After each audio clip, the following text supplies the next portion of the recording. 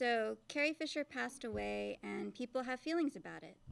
Some feelings are stupid, like needing to be assured that her scenes in the next Star Wars have completed. I mean, that's just insensitive confirmation of what we all already know.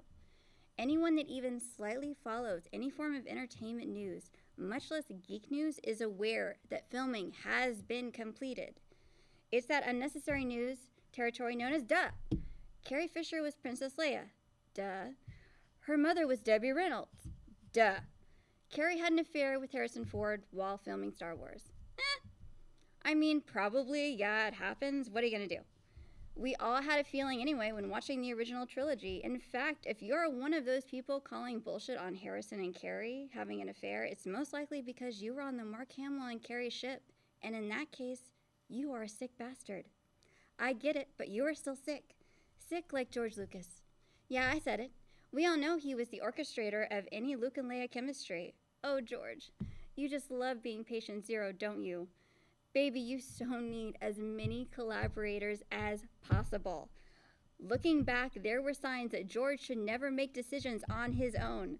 Once he had a 19-year-old Carrie Fisher lose 10 pounds only to give her a hairstyle that added about 20. What is the point of that, beyond just being sick in the head? As a lady from a long line of Nordic big-faced people, I more than understand Carrie's frustration so beautifully illustrated in Wishful Drinking.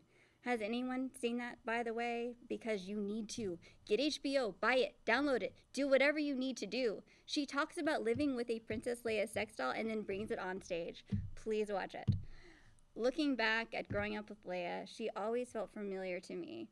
I realize now that this is because the character reads like an Austinite.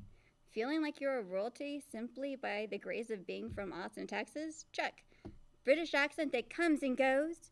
Big ol' check. Knowing that the furrier being is, the more trustworthy it becomes? Check. Also, yelling can be diplomatic depending on how well you do it. And sometimes reality is even better than fantasy. You grow up and realize that having a child with Han Solo was not the best goal, but having one with a gay guy who helps raise your fabulous daughter is. That the fantasy of the dead mom and distant and evil father melts next to growing into accepting your showbiz mom and yeah, still distant father. That magic is lovely, but humor is better. That's awesome, baby, and that's Carrie.